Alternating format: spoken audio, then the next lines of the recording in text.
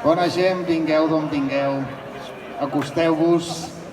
Avui que tenim part de la parròquia dividida entre la manifestació, que em diuen que ja ha acabat o que ja estan pujant cap aquí, i els que ens hem quedat a la plaça, tenim manifestacions d'aquí fins a Cap d'Any, o sigui, cap problema. Doncs ja sabeu com va la cosa. Quan sonin les campanes, les 8, un minut de silenci, el cant dels ocells i comencem. Bon vespre.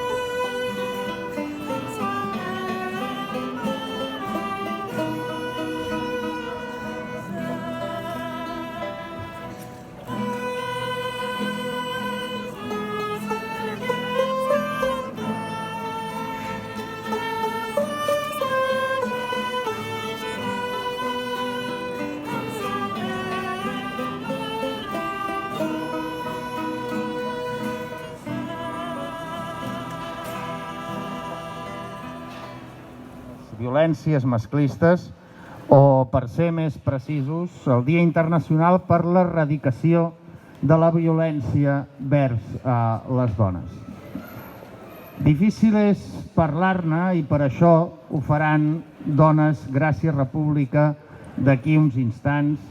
I encara més difícil és parlar-ne com a home, perquè qui estigui lliure de pecat que tiri la primera pedra, i jo no gossaria ser el qui la tirés, perquè de violències envers les dones n'hi ha de moltes menes i ben segur que si els homes ens aconseguim mirar amb perspectiva llunyana i no la perspectiva habitual de no mirar més enllà de la punta del nas o de la fava, si em permeteu en aquest cas, no estem lliures de pecat. Pot ser, si no pecat d'obra o de pensament, segurament sí pecat de paraula o omissió. I això no és un pensament per un dia assenyalat, sinó un pensament que ha de ser per cada dia.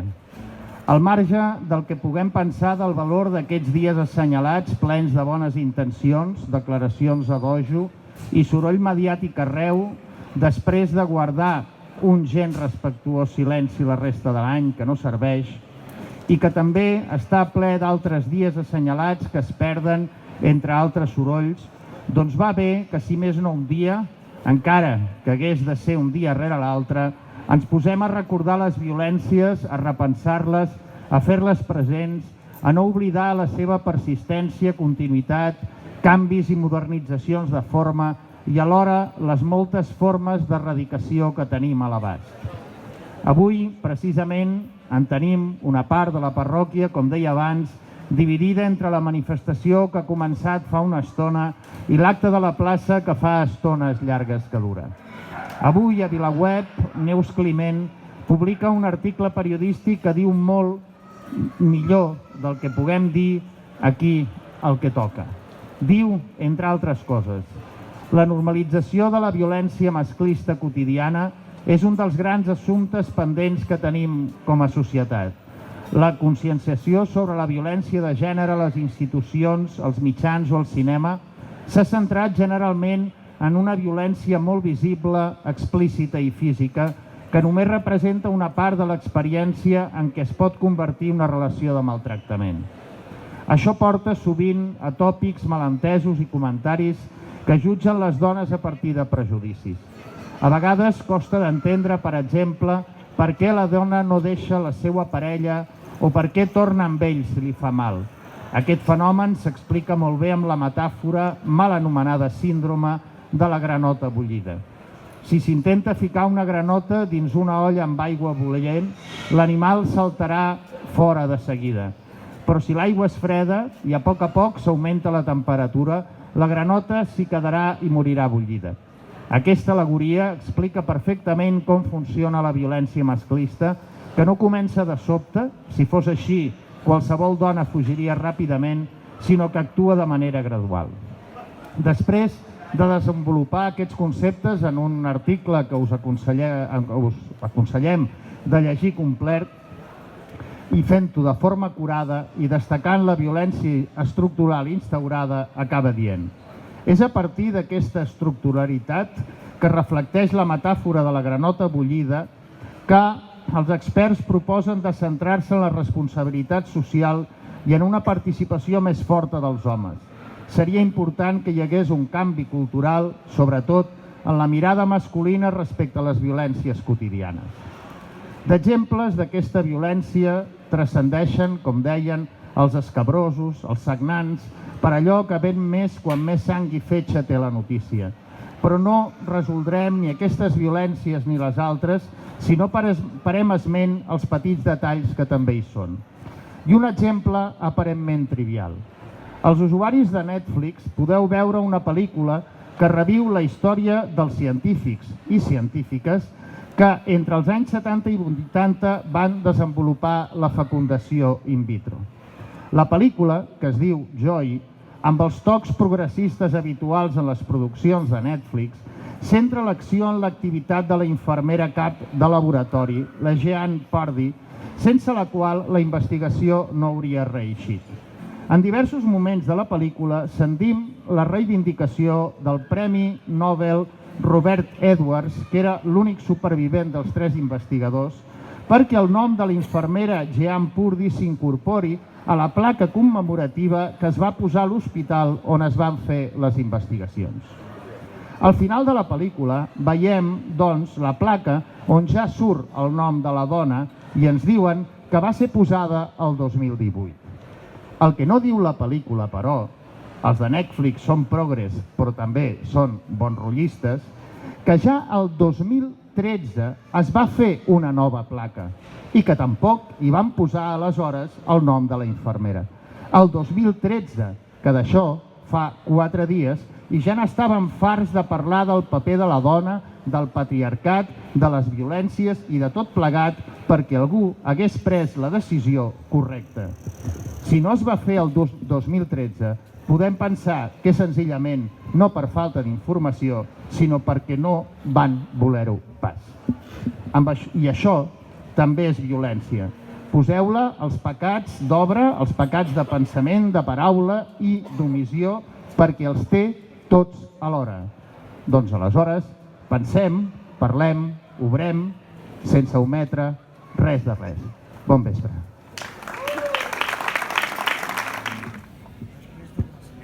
Som en acte de protesta, som mans fredes vora el foc, som la veu de la revolta, netes de la por i el dol, disfressades d'utopia, que emprendrem el dolor, la recerca de la ruïna, la cadena i de la raó. Som en acte de protesta, som mans fredes per el foc, som la veu de la revolta, netes de la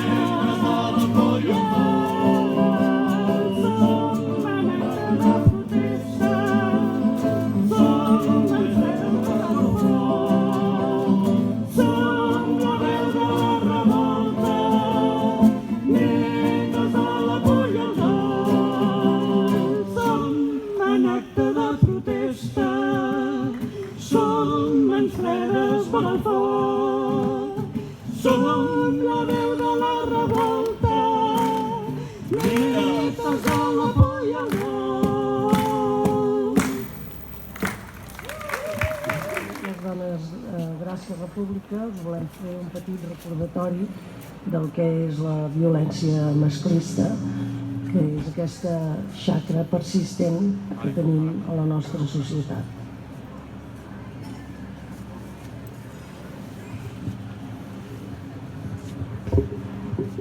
Els Mossos d'Esquadra i la Guàrdia Urbana, amb motiu del Dia Internacional contra la Violència Masclista, que se celebra avui 25 de novembre, han actualitzat les dades de denúncies a Gràcia per a aquests casos. A 30 de setembre, la Policia de la Generalitat ha registrat enguany 169 denúncies, a més de fer 170 seguiments a víctimes i mantenir 113 ordres de protecció en vigor. La policia local ha treballat amb 33 casos més, dels quals 11 es mantenen oberts.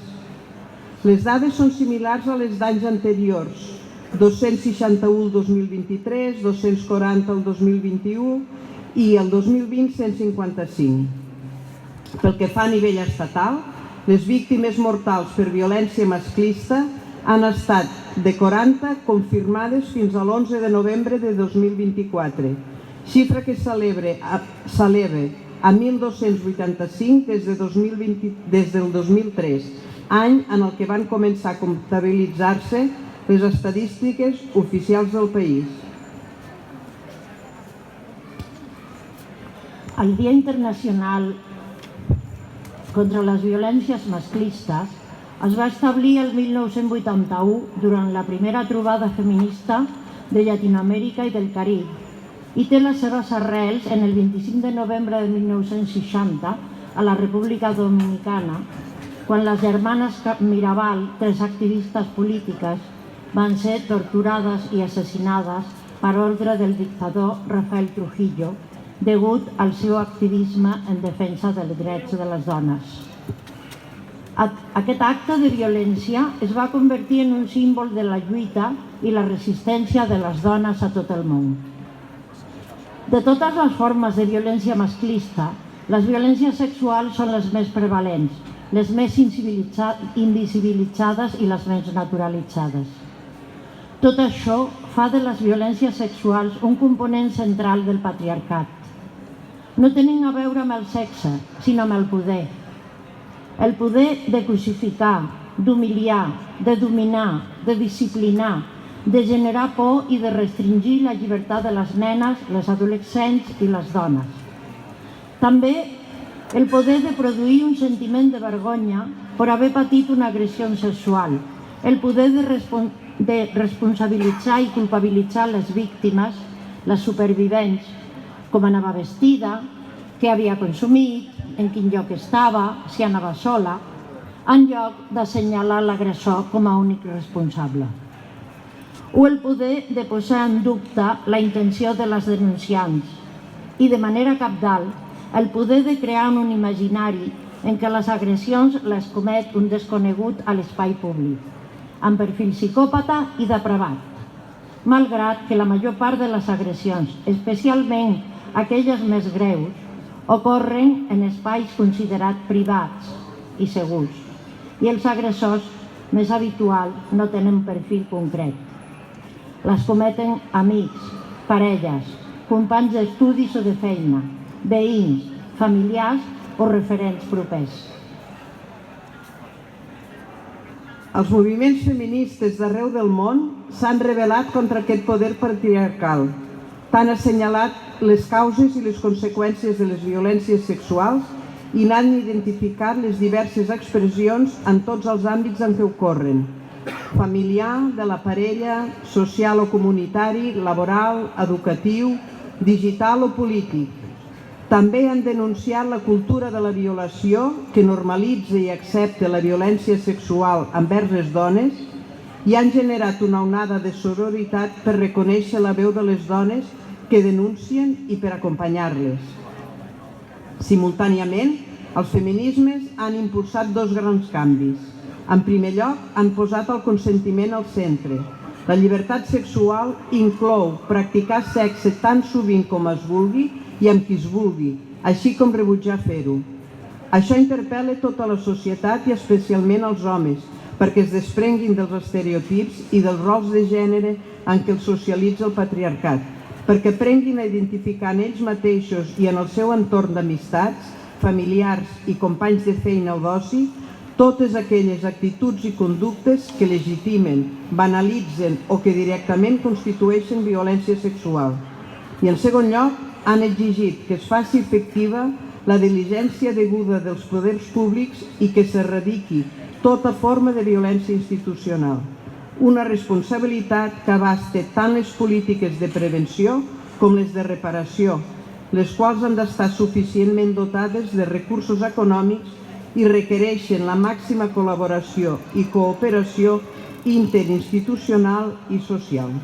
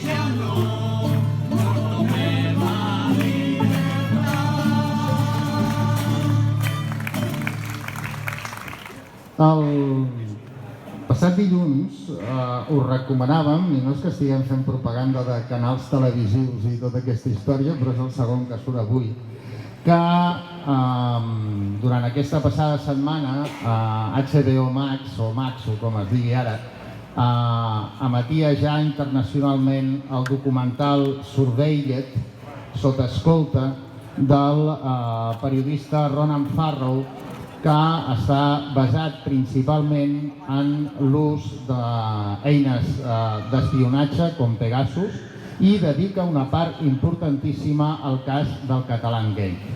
Si no el teniu, busqueu algú que el tingui i mireu-vos-el fins que algú el pirategi i el publiqui, però com de formes de violència encobertes i descobertes n'hi ha moltes, volia fer-vos esment de que aquí ho han intentat tapar. Vosaltres sabeu que Espanya només es posa calenta quan guanya el Mundial de Futbol o alguna cosa similar, o ens estomaca els catalans, que és com la segona part del mateix, o a la gent del País Basc, que van estomacar força i molt abans que nosaltres. Doncs si es mira el reportatge, Espanya sortiria també com campiona del món dels països presumptament democràtics que es dediquen a espiar els seus ciutadans. Però HBO aquí a Espanya ven el producte dient: el documental está centrado en el reportero de investigación Ronald Farrow, que se adentra en la creciente industria de los investigadores privados. Sí, com si fos del Sherlock Holmes o del Poirot o del Pepe Carvalho, una cosa així. No diu res, absolutament, ni la imatge treu absolutament res, i a més tampoc l'estan destacant gaire. Segurament tenen instruccions de que això passi desapercebut, així que fer un soroll, perquè ja dic, bona part del documental, pràcticament la meitat, està relacionat directe o indirectament en el cas del Catalangate amb Pegasus, i torno a dir que Espanya queda com la campiona dels països presumptament democràtics en l'estafa i el robatori i l'espionatge als seus ciutadans, molts dels quals, com nosaltres, ens agradaria deixar de ser-ho ben aviat. I ara el sector dels artistes i de la faràndula. Bon vespre. Els hauria de caure la cara de vergonya, però com que no en tenen, no? És igual. A part que tenen tota la premsa comprada, pagant nosaltres, i tampoc en parlen. És molt fort. Jo avui us parlaré de la meva Capmany, Maria Aurèlia Capmany. Una dona com n'hi ha poques, Jo quasi no n'he conegut a cap. Intel·ligent, amb molt sentit de l'humor, amb molt caràcter i molt ben informada i molt preparada. També tenia defectes, com a bona dona important, tenia molts defectes també. Va escriure obres de teatre, poesia, va ser política en aquell PSC que ja ningú recorda perquè ja no existeix. Va ser regidora de Cultura de l'Ajuntament i he de dir que em vaig barallar molt amb ella perquè no es va notar gaire. Hagués pogut fer un teatre municipal que no va fer. Ens va voler colar al teatre del Mercat, d'allà dalt, del Lliure, com si fos un teatre municipal, i és mentida. No n'hem tingut mai perquè ningú se n'ha ocupat. Es veu que aquesta ciutat no dona per això. Es veu que no... Però jo l'estimava molt. I les meves converses amb ella eren... Sí, a mi m'hagués agradat ser la Capmany de gran, però sóc l'Arenós, mira, què vols? Tothom no arriba. Llegiré un poema. He de dir que aquest poema diu el que és i el que no vol ser. I ara jo estic convençuda que li agradaria, I he afegit jo al final una cosa que allà notareu el que és. Val? Soc una dona. Soc una dona. Ja ho veus? Una dona. Soc una dona i no vull ser res més. Soc una dona, res més que una dona. No seré mai un carrabiner. Soc una dona, ben ferma i rodona. Soc una dona, ja ho deus haver clissat, soc una dona, i això és cosa bona. No seré mai un barbut magistrat.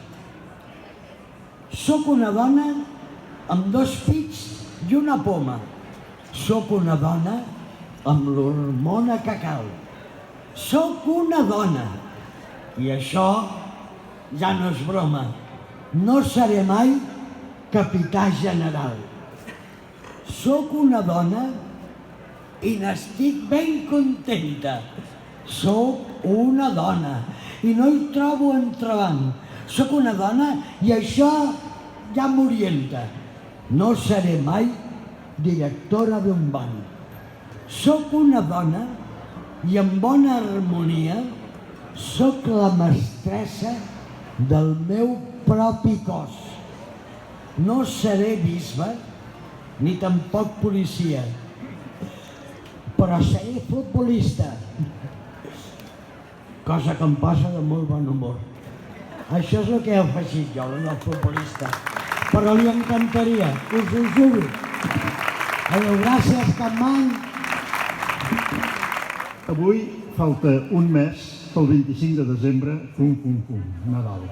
Jo vull reivindicar, jo que no sóc creient, tampoc no sóc ateu, sóc agnòstic. No sé què sóc, però vull dir, no sóc creient, vull reivindicar el Nadal cristià i vull reivindicar que Catalunya és de cultura cristiana i m'agrada la Patum de Berga, m'agrada el Misteri d'Elx, m'agrada la dansa de la mort de Verges i els botifarrons de Mallorca i la processó de la sang de Perpinyà, per dir coses de tots els països catalans. Però què seríem, per exemple, sense Montserrat, sense Taüll, sense Ripoll, sense Sant Martí del Canigó, sense Santa Maria del Mar? Jo dic, no sé si vaig gaire fi, però dic que el romànic és l'art del naixement de Catalunya i el gòtic és l'art de la plenitud, quan Catalunya era independent i tots els peixos de la Mediterrània portaven les 4 barres del llom. Bé, i per tot això, doncs, m'empipa que no deixin fer pessebres. Tot això del pessebre ja en vaig parlar un altre dia aquí, amb uns versots d'aquell tal pseudònim llengut que coneixeu més vosaltres que no jo. I avui voldria parlar d'una cosa que s'han inventat, d'unes bombetes inclusives. Ves que coi. El llengut diu: quan sento el mot inclusiu, ja m'amago dins el niu i fujo del col·lectiu que amb greu posat despectiu ens ben toca el vora viu. Que els bombin, me cago en Diu.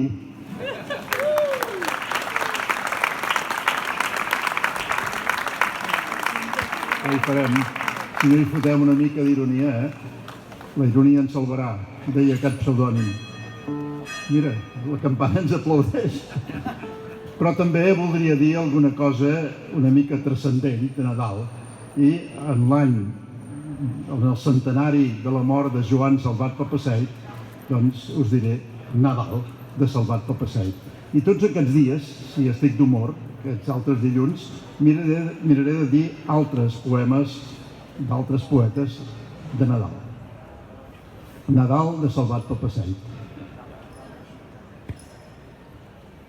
Sento el fred de la nit i la simbomba fosca, així el grup d'homes joves que ara passa cantant. Sento el carro dels apis que l'empedrat recolza i els altres qui la vencen, tots d'adreça al mercat. Els de casa, a la cuina, prop del braser que crema, amb el gas tot encès han enllestit el gall. Ara esguardo la lluna, que m'apart lluna plena, i ells recullen les plomes i ja enyoren demà. Demà, posats a taula, oblidarem els pobres, i tan pobres com som. Jesús ja serà nat. Ens mirarà un moment a l'hora de les postres i després de mirar-nos arrencarà a plorar. No volen fer el pessebre, no es pot dir bon Nadal que s'ha de dir bones festes, ens posen bombetes de color inclusives. Doncs nosaltres, els agradi o no, cantarem Nadales. I ens hi podeu acompanyar, que segur que la coneixeu. El dimoni és coat. Som-hi, canalla.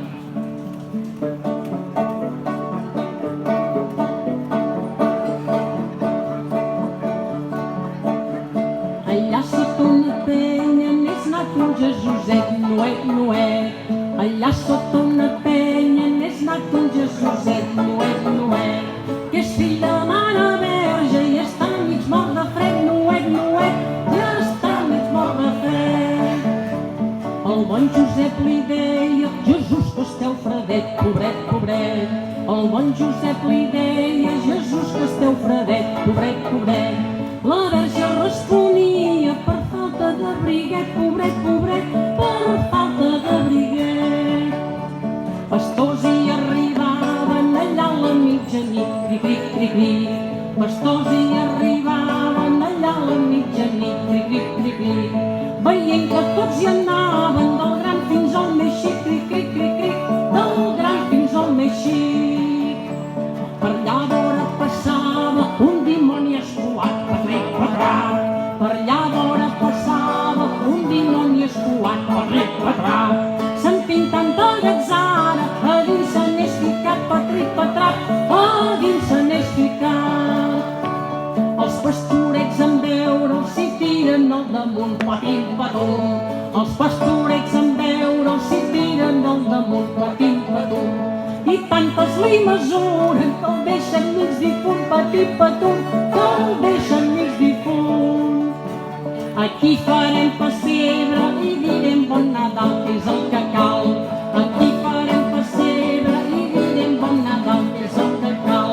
I les llums inclusives d'ensenyes al passat, que no és cap mal, qual a poc si cal. Ara no se sap el dia, però està començant a córrer. I és que com abans anàvem a la plaça Sant Jaume a mirar el pessebre, o per criticar-lo, o per dir oh, que bonic, i per passejar-s'hi. Aquest any la proposta és anar-hi i portar un pessebre, o una figureta, un detallet passamístic. I es dirà el dia i l'hora per anar-hi, i si ofèn a ningú, que es fotin, qui sigui. I si ens fot l'alcalde, que pagui, que és el que hauria de fer. Val? I tindrem pessebres a l'Ojo, perquè serem molts, hem de ser molts. Portar res, una figureta, una herbeta, un angelet, un caganer, perquè el caganer també té perill, no us penseu. Es pot interpretar de qualsevol manera. Jo ja pateixo, mira. Bon vespre a tots i totes. Gràcies a les dones, gràcies i República i a totes les persones que han intervingut avui. Gràcies als músics i músiques de la plaça i molt especialment a tots vosaltres per ser aquí un dilluns més. Estem aquí fins que tornin els exiliats a casa i s'acabi la repressió. Per això cada dia Meridiana resisteix al passeig de Fabra i Puig de 8 a 2:45 al col·lectiu Enriqueta Gallinat al carrer Urgell, avinguda de Roma de 8:45 a les 9, cada dimecres a les 7 a la plaça del Rei. Us recordem que avui començava al Centre Cívic La Sedeta l'expo sobre les dones gitanes. Durarà fins al 13 de desembre. És una ocasió per poder-hi anar. Volem una Catalunya lliure de violències masclistes. Salut i república, visca la terra!